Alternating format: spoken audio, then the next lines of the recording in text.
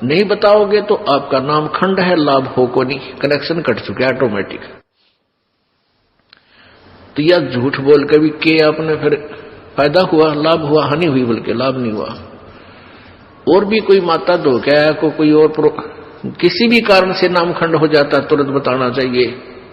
ठीक है, ये दास क्या करेगा, थोड़ा बहुत धमकावेगा, करड़ा करूंगा, भाई गलती है, खबरदार, जैसे आपने नियम भंग किए हैं, तो आपका नाम फिर शुद्ध कर दिया जाएगा, री उपदेश दिया जाएगा, नहीं तो आपका कामयाबी नहीं मिलेगी आपको। लेकिन बार बार यह हैबिचुअल नहीं होना चाहिए, अगले नाम तो मिल ले जाएगा। इसका कोई समय होता है, इसकी लिमिट होती है, कितनी बार किन परिस्थितियों में आपने से खंड हुआ, फिर वो नाम आप चाहे 20 बार डेली काम करना बंद कर देगा। तो इसलिए हमने बहुत डर के, जैसे माता गर्भ को रख यत्न बना और ठेस लगे थे छन हुआ तेरी ऐसे भक्ति जा। किसी बहन बेटी को काफी समय के उपरांत गर्भ रहा हो, फिर वो जाने है उस बच्चे की, उस गर्भ की वो कितनी चिंता करती है। रात में भी करवट लेते समय भी एकदम आंखें खुल जाती है तो देखती है कहीं मेरे बच्चे पर दाब तो नहीं आएगी, कहीं बच्चा मेरा खराब तो नहीं हो जा। ऊंचे नीचे पर पैर टेकते समय भी वो कई बार सोचती है। तो पुण्यात्माओं, ऐसे ही ये भक्ति रूपी गर्भ को आपने ऐसे यत्न बनाकर बचा कर रखना पड़ेगा, फिर ये अनमोल लाल आपको मिलेगा। जैसे माता गर्भ को राखे यत्न बनाए और ठेस लगे तो क्षीण हो जाए, तेरी ऐसे भक्ति नसाए। तो हमने अपने इस लाल भक्ति रूपी गर्भ को बहुत सुरक्षित रखना है। ये बकवादकरण की बात नहीं है, ये मजाक की बातें नहीं है, इनको हृदय में धरना पड़ेगा कि हम क्या करने आए हैं, किस उद्देश्य से हमने उपदेश लिया है। ठीक है, शुरू प्रारंभ में हम आते हैं कोई दुख निवारण के लिए, वो भी होगा क्योंकि भगवान सारे काम करेगा, और फिर कुछ दिनों में आपको ज्ञान हो जाएगा, फिर आप कुछ नहीं मांगोगे, केवल यही मांगोगे परमात्मा चरणों में रखना, हे गुरुजी चरणों में रखना, दूर ना करना। क्योंकि जब हम चरणों में रहेंगे तो फिर परमात्मा कौन सा बालक है, अनजान है, उसने हमारी प्रॉब्लम का पता कोई नहीं, वो तो अंतर्यामी है, हमारी प्रॉब्लम हमें नहीं पता, उसको पता है। और जो सच्चे दिल से अनन्य मन से पतिभर्ता पद पे आके भक्ति करते हैं, पतिभर्ता पद का अर्थ है कि किसी और इष्ट की पूजा नहीं करे, केवल अपने कबीर परमात्मा की, नथिंग एल्स। तो ऐसे पतिभर्ता स्त्री की कहते हैं, जो जब ऐसी मदद करता है परमात्मा, पतिभर्ता जमीन पर जो जो धरे पाओ और समरस झाड़ू देते है, कहीं ना कांटा लग जावे। जैसे पतिभर्ता यानी एक इष्ट पर आश्रित और सभी उपासनाएं छोड़कर सच्चे दिल से गुरु मर्यादा में चलती हुई जो आत्मा पुण्य आत्मा है, वो पतिभर्ता परमात्मा के प्रति है। और फिर अपने जीवन रूपी सफर में वो जितने भी कदम रखती है परमात्मा, उस पाप रूपी कांटों को आगे आगे बुहारता चलते हैं, झाड़ू देते हैं, कहीं मेरी प्यारी आत्मा को कांटा ना लग जा, यानी कोई कर्म दुख ना दे जावे। पतिव्रता जमी पर जो जो धर है पाओ और समर्थ झाड़ू देते है, कहीं ना कांटा लग जाए। कि गुरु से कपट शिष्य जो राखे, यम राजा के मुगदर चाखे, और ही कपट मुख प्रीत उचारे। ऊपर देता है मीठा बोले हाँ जी, और अंदर में दोष राखे। कहते सो जीव कैसे लोक सिधाई, और बिन गुरु मिले मोहे ना पाई। गुरु के मिले, गुरु का मिलना है कि गुरु के साथ तू एक रस हो जा, और जब तू गुरु के प्रति समर्पित होगा, यानी सद्भावना तेरी इसके साथ रहेगी, निष्कपट होगा, तो तब मुझे प्राप्त कर सकेगा, नहीं तो बिन गुरु मिले मोहे ना पाई। यानी गुरु से नहीं मिलेगा, उसकी आत्मा में तेरी जगह नहीं होगी। पुण्यात्माओं, आप जी जैसा भी व्यवहार और भक्ति कर रहे हो, इस दास के नोटिस में होता है, और अंदर से उस भक्त के प्रति एक विशेष रहम जाता है। दास को मालूम, आप तो इस बात को नहीं समझ सकते, एक विशेष उसकी तरफ आशीर्वाद भरी अंदर से लहर जाती है। तो वो लहर आपको प्राप्त करनी है, वो मिलन है, वो मिला है मेरे से। तो इस प्रकार आप मर्यादा में रहोगे और सत भक्ति करते रहोगे तो परमात्मा की अंदर से आपके प्रति एक विशेष कसक, एक मेहर की नजर रहती है और उससे ही भगवान मिलेगा। तो यहां परमात्मा कहते हैं गुरु भक्ता मम आत्म होई और वा के हृदय रहु समोई। गुरु भक्ता मम आत्म होई वा के हृदय रहु समोई। वही बात आकर रुकेगी कि गुरु का जो भक्त है वो मेरी आत्मा है और जो गुरु के प्रति जिसकी श्रद्धा नहीं वो मेरा लगता ना कुछ। क्योंकि अब ये सोचकर चला है भगवान के मेरे स्थान पर आज ये बैठा है ये दास और मैं इसके स्थान पर आ जाता तो ये मेरे साथ भी ऐसा व्यवहार करेंगे। ये तो स्वभाव यहाँ परिवर्तन करने के लिए आपने रिहर्सल करनी पड़ेगी। अब गुरु जी के सामने झूठ वही बोलेगा जिसने अपनी भक्ति का नाश करना। ना दास कोई पैसा मांगता, ना कदे थारी पर्ची काटता, ना आपको ज्ञान देता हूं ऐसे पुण्यदान करो, इच्छा हो तो करो, भक्ति करो। और फिर भी कोई विकार आप रखते हो तो अपना नाश कर रहे हो, अपने को धोखा दे रहे हो और साथ में इस दास के साथ जो है कपट करके भगवान से कपट कर रहे हो। तो आपने निर्मल होना पड़ेगा। हो जाओ कोई किसी कारण से गलतियां, क्योंकि आप संख्या में कम हो, समाज जो दूसरे भाव में ज्यादा है, एक एक परिवार में एक सदस्य नाम ले रखा है, 4 नहीं ले रहे हैं, तो गलती बन सकती है। तो उसकी अक्षमा याचना करें। दास फिर आपको करड़ा भी करता है, धमकाता भी है, खबरदार ऐसा करा तो नाम नहीं दूंगा। बिल्कुल सही है, बार बार नाम तोड़ने से भगवान के साथ चीटिंग हो जाती है। तो गलती हो जाए तो फिर क्षमा याचना करें, पुनर्उपदेश दिया जाएगा। आपके गलती बन जाने से फिर नाम खंडित हो जाता है, वो कनेक्शन कट जाता है, पावर नहीं जाएगी आपके घर पे, वो पुनः कनेक्शन जुड़वाना पड़ता है, तब वो पावर फिर शुरू हो जाती है। तो इसमें कपट नहीं करें। हो जाए गलती कोई बात नहीं, बन सकती है, क्योंकि हम भयंकर लोक में रह रहे हैं, हमें भी पता है। लेकिन जानबूझ कर बार बार बकवाद फिर भगवान न नहीं सुहावेगी। घनी मजबूरी हो तो हो सकती है कभी, लेकिन फिर बार बार उन मजबूरियों से भी संघर्ष करना सीखो। जैसे मीराबाई ने किया, ध्रुव प्रहलाद ने किया, आज उनके नाम रोशन हुए, सफल हुए। और समाज अपने आप फीका पड़ जाएगा जब आपकी सच्चाई को देखेगा, आपका अनुकूल करेंगे, अनुसरण करेंगे, आपका साथ हो जाएंगे। उनको भी चाहिए भगवान। बिना ज्ञान का व्यक्ति हमारा विरोध कर सकता है, ज्ञानवान तो हमारा साथी हो जाएगा। जैसा मोती ओस का ऐसी तेरी आवे, गरीबदास कर बंदगी भाई भौर न ऐसा दाव, ऐसा दाव, ऐसा मौका, ऐसा चांस मनुष्य शरीर और फिर ये तत्व ज्ञान। और अब भी तुम पीछे रहोगे, कहते फिर परमात्मा ना संभाले तुमने कई हजारों वर्षों तक, हजारों युगों तक नहीं संभालेगा, क्योंकि आप रिजेक्ट कर दिए जाओगे कि इतना कुछ होने के बावजूद भी। और फिर अपनी अज्ञानता और अपने ही ज्ञान के ऊपर आधारित होकर के अपने आप ही चले, संत की एक भी नहीं मानी। क्यों कुछ दिनों के बाद परमात्मा इतना सुख दे देता है, यूं सोचा है बस मौज माजरी है और ऐसे ही होना था। नहीं, यही भूल समाप्त कर देना कि प्रभु के चरणों में आने के बाद जो आपने पुण्यदान किया है, ये हो सकता है आपका इस जीवन भी चल सके और 1-2 जीवन और भी चल सकता है, इतना पुण्य हो जाता आपका। लेकिन जिस दिन से आप संत से विमुख हो जाते हैं उसी दिन आपका फुल स्टॉप हो जाता है।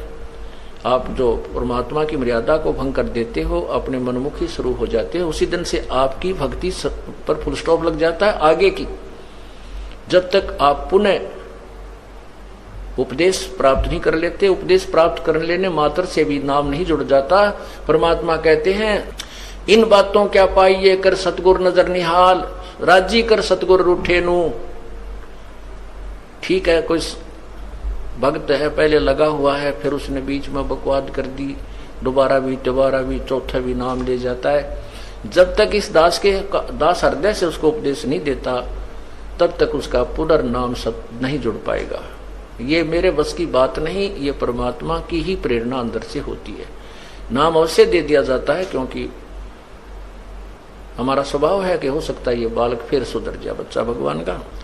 तो इसलिए कहते हैं राजी कर सतगुरु रूठे नु, यानी अपने सतगुरु, मान ले आपसे गलती हो जाती है, सतगुरु क्यों रुष्ट होते हैं? क्योंकि आप विद्यार्थी, वो विद्यार्थी से टीचर रुष्ट होता है जो कोई भी मर्यादा नहीं निभाता, बार बार समझाने के बाद भी शरारत करने से बाज नहीं आता, तो वो उससे रुष्ट होता है। ऐसे ही परमात्मा का मार्ग है। आप विद्यार्थी हैं, ये दास आध्यात्मिक टीचर है। आपके हित के लिए आपको समझाया बुझाया जाता है, गलती करते हो आपको धमकाया भी जाता है, आपके भविष्य को मद्देनजर रखते हुए। निदास का कोई लेन देन नहीं। अब जो बच्चे परमात्मा से विमुख हो गए, नाम ले रखा था, गलतियों पर गलतियां की, हमने उनको धमका दिया, उनका नाम काट दिया गया यहाँ से, इस विद्यालय से, तो वो बाहर चले जाते हैं अपने दूसरे क्षेत्र में या दूसरे संत के पास, या जैसी पूजाएं जिसको पहले करते थे वो करने लग जाते हैं। और वो कहते हैं हमारे ताज भी ठाठ हो रहे हैं, हमने तो उनको छोड़ दिया, उस नाम को भी, संस्था को भी छोड़ दिया, और कहते अब हमें कोई हानि नहीं हो रही है। पुण्यात्माओं, आप जब तक आपका नाम जुड़ा है, आप कोई गलती करते हो, परमात्मा आपको झटका देता है एक आधा हल्का सा, ताकि तुम सुधर जाओ, सावधान हो जाओ, आगे गलती ना करो। और जब यहां से विमुख हो जाते हो, आपका नाम कट जाता है, आप चाहे सत्संग में भी आते रहोगे, परमात्मा आपको स्वीकार नहीं करता है, तो फिर आपके ऊपर झटके नहीं आएंगे, आपको केवल वो काल पुण्य देगा जो आपका दे रखा है। जैसे विद्यार्थी, जो बच्चा स्कूल में आता है, गलती करता, टीचर उसको पीटता भी है, एक आधा थप्पड़ भी मार दे, खुड़कावत धमकाता भी है, और जब वो बच्चा स्कूल छोड़कर चला जाता है, फिर चाहे वो गधे पर बैठ कर बारी लेता रहे, कहीं घूमता रहो, कहीं खेलो, वो टीचर उसको कुछ नहीं कहेगा, उसके साथ से निकल जाएगा। वो कितनी शरारत कर रहा हो, वो नहीं, टीचर नहीं बोलेगा उससे, क्योंकि अब उसका विद्यार्थी नहीं रहा। इसी प्रकार जो अनजान व्यक्ति यहाँ से चले गए, उनको पूर्व जन्म की जो यहाँ रहते हुए और इस जन्म में भी जो पुण्य किए, भक्ति की, वो काल उनको अवश्य देगा, और उसके कारण वो ठाठ करते नजर आएंगे, और हो सकता है इस जीवन में कोई हानि भी ना हो, क्योंकि उनको पीटेगा नहीं अध्यापक, क्योंकि वो अब विद्यार्थी नहीं रहे और अपना जीवन बर्बाद कर रहे हैं। फिर मजदूर लगेंगे जो विद्यार्थी विद्यालय छोड़कर चले जाते हैं टीचर के धमकाने खुरकाने से, तो वो सफल नहीं हुआ करते। तो इसी प्रकार हमने उस परमात्मा की भक्ति करनी है। तो क्या कहते हैं, ये जो सतनाम आपको मिला है, सतनाम, और इस सतनाम को मिलने के उपरांत आपको सारनाम नहीं मिला और आपकी मृत्यु होगी। आपको न जाने कितने जन्म मनुष्य के मिल जाएंगे, मोक्ष नहीं है, मनुष्य के जन्म मिलेंगे, अच्छे से अच्छे जन्म मिलेंगे, और फिर आपके ये दोनों मंत्रों की कमाई जब समाप्त हो जाएगी, आप फिर सिंपल मैन बनोगे, साधारण व्यक्ति के घर में जन्म होगा, और उस समय ये दयालु परमात्मा फिर आपको अवश्य संभालेगा, आपको 84 लाख योनियों में नहीं जाने देगा, शीघ्र सी नहीं जाने देगा, यानी फिर हम बिल्कुल नहीं सुनेंगे, वो बात है अलग। तो पुण्यात्मा, ये भी कच्चा काम रह जाएगा यदि सतनाम ही प्राप्त हो गया और आपकी मृत्यु होगी, सारनाम योग्य नहीं बने, नखरे करते रहे।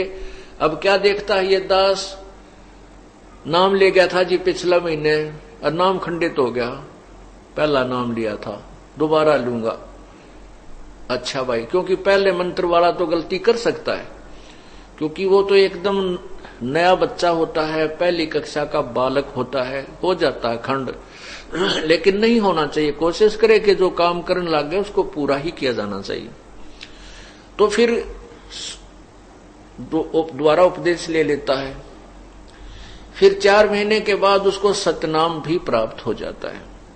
सतनाम लेने के बाद फिर 6 महीने के बाद फिर कह जी नाम खंडित हो गया मेरा, तो ऐसा हो गया वैसा हो गया। अच्छा भाई, 1-2 साल के बाद फिर कहेगा जी मुझे शंका है, मेरा शायद नाम खंडित हो गया, और करे बिना रहता नहीं, आप गलती अवश्य कर देता है। तो पुण्यात्मा, कोई बात नहीं, अब परमात्मा ने आपको पार करना है। ये अब बैन उठ गया है, कलयुग में ये समय आ गया है कि सभी प्राणी जो इस तत्व ज्ञान को ग्रहण करके इस मार्ग पर लग जाएंगे, सभी पार हो जाएंगे। लेकिन पार होंगे वो जो बार बार ये अपने नाम को खंडित ना होने देंगे। अब क्या देख रहा है ये दास, जिन 10-10 साल नाम लिया न हो गया, तीनों मंत्र प्राप्त हो गए, वह भी नो कह दे मेरा तो नाम खंडित हो गया जी, ऐसी गलती बन गई। तो भाई ये पार होने के लक्षण नहीं है आपके, बहुत सावधान होना पड़ेगा। क्यों? हाँ, इतना है कि परमात्मा दयालु है, इन्होंने बहुत ज्यादा कंसेशन दे दी है कि कोई बात नहीं, इस बूढ़े कलयुग में, इस घोर कलयुग में ये गलती हो ही जाती है। लेकिन आपका जान का समय आ गया और उससे 1 महीने पहले फिर कह दोगे मेरा तो नाम टूट गया, ये कोई बात हुई नहीं। सावधानी बरतो। अगर आदमी 2 वर्ष 3 वर्ष 4 वर्ष के बाद भी दृढ़ नहीं होता है, फिर मोक्ष नहीं हो पाएगा आपका, बहुत सावधानी करनी पड़ेगी। अब परमात्मा कहते समझा है तो सिर दर पाओ, बहुर नहीं रे ऐसा दाओ। तो पुण्यात्मा जो ये दास आपको कह रहा है, फिर आपके साथ क्या होगा? जिनको सार नाम भी प्राप्त हो गया है उन गिल्ला के बनेगी, उनको और कुछ कंसेशन भगवान देगा, लेकिन मोक्ष नहीं होगा। ये मत समझना कि सार नाम मिल गया अब पार हो गए, नहीं, इसकी भी कमाई करनी पड़ेगी, आपने अंतिम श्वास तक करनी पड़ेगी। उसके साथ क्या बनेगा कि आप की मृत्यु होगी, सार नाम की कमाई पूरी बनी नहीं, तो फिर आपको तुरंत ही मनुष्य जन्म मिलेगा। जैसे कुछ भक्त चले गए जिनको सतनाम मिला हुआ था और सारनाम नहीं मिला, उनको भी तुरंत मनुष्य जन्म मिलेगा और इसी क्षेत्र में मिलेगा। हो सकता है जो उनके परिवार ने अगर नाम ले लिया हो और वो बुढ़ा मर गया तो उसको हो सकता है उन्हीं के घर में फिर दोबारा जन्म मिल जाएगा तुरंत ही, और वो 2-3 वर्ष का होते ही फिर नाम ले लेगा। अभी तक ये दास यहां पर परमात्मा ने छोड़ रखा है, तो उसका मोक्ष अवश्य होगा, क्योंकि फिर उसका नाम खंडित नहीं होगा। क्यों नहीं होगा? क्योंकि वो छोटा सा बच्चा होगा और उसके घर में पहले से परमात्मा की अमर वाणी चल रही होगी और उसका नाम खंडित होए को ना। खंडित क्यों नहीं होगा? क्योंकि पहले से ही उस परिवार में वो साधना सुचारू रूप से चल रही होगी और ऐसा समाज बन चुका होगा कि कोई उसमें बाधक बनेगा ही नहीं। पार तो होंगे लेकिन जन्म बढ़ा लिए, और हो सकता है काल का कुछ अटपटा खेल है। और पुण्यात्माओं, आप ये मत सोचना कि अगले जन्म में देख लेंगे, या भी पेंडिंग नहीं छोड़ना आपके। अगले जन्म में अनुमान आपकी का जन्म दे दे अफ्रीका में, क्योंकि हमारे संस्कार आपस में रले मिले हैं। हिंदू, मुसलमान, सिख और ईसाई कोई भिन्न नहीं है, हम एक पिता की संतान हैं। और ये मजहब धर्म तो अभी बने हैं इस कलयुग में, इससे पहले कोई धर्म मजहब की कोई अलग से व्यवस्था नहीं थी। और तो उस समय हम आपस में एक दूसरे से रले मिले रहे हैं, हमारे संस्कार एक दूसरे में उलझे हुए हैं। आज हम हिंदू घर में जन्म है तो मृत्यु के उपरांत हम हो सकता है किसी मुसलमान के घर जन्म लेंगे, क्योंकि वो पुण्यात्मा से हमारा कोई संयोग हो सकता है, तो वहां चले जाएंगे। तो वहां फिर कौन समझाओगा आपको इस तत्व ज्ञान को? ऐसे कट्टरपंथी बन गए हैं। तो इस प्रकार आपका बहुत सौभाग्य है कि आपको पहले जन्म हिंदुस्तान में और फिर हिंदू धर्म में। हिंदू धर्म में अभी इतना कट्टरपंथ नहीं आया है जितना कि अन्य धर्मों में प्रवेश कर चुका है। वो तो एक शब्द भी सुनकर सुनने को तैयार नहीं है। और हिंदू धर्म ने का सभी संतों ने अंडोला बना रखा है। कोई फलाना पंथी, वरना कितने तक गुरुओं के पंथी इस हिंदू समाज के अंदर न्यारे न्यारे बना डाले। पहले तो हिंदुस्तान, दूसरे हिंदू धर्म के अंदर आपका जन्म, और एक विशेष सुविधा सिख धर्म में भी है कि उसमें भी किसी को कोई बाउंडेशन नहीं है, वो जहां चाहे अपनी भक्ति ग्रहण कर सकता है। दूसरा सौभाग्य यह है कि जिनको सिख धर्म में जन्म है। और मुसलमान धर्म एक ऐसे कट्टरपंथ बन गया है कि वो तो किसी की बात सुनकर राजी को नहीं। हम इसमें आगे ना चल करके वापस आते हैं कि मान लीजिए आपका ये जन्म मनुष्य का भी हो गया और हो गया मुसलमानों में, तो फिर वो आप इस मार्ग को ग्रहण करने से वंचित रह जाओगे, क्योंकि वहां की मर्यादाएं बहुत कठिन बना दी गई। अब क्या होगा कि मान लीजिए जैसे जिसको सारनाम मिल गया है और उसका मोक्ष मृत्यु हो जाती है, पार नहीं हो पाया, तो दूसरा जन्म होगा, मनुष्य का ही होगा। लेकिन ये आवश्यक नहीं है। वैसे तो कृपा है परमात्मा की, आपके संस्कार वो चेंज वेंज करके यही भी कर सकता है, हो सकता है, मतलब एक ऑप्शन मान कर चलो, एक ज्यादा इस चीज को विचार करके चलो कि हो सकता है आपका कितने दूसरे अरब कंट्रीज में हो गया। पहले तो वहां इस ज्ञान की छीट भी ना लागण दे युकाल, वहां तक पहुंचन भी ना दे इस ज्ञान को, और फिर वहां आप मनमाने कोई देश के राष्ट्रपति बन जाओ, फिर आपने भक्ति की आवश्यकता है कोई ना, वहीं अपने उन जो भी वहां की साधना उसी में लीन रहोगे और ये सोचोगे कि इसी साधना से मुझे ये मौज हो रही है। नहीं, वो साधना न्यारी है जिससे आपकी मौज हो रही है।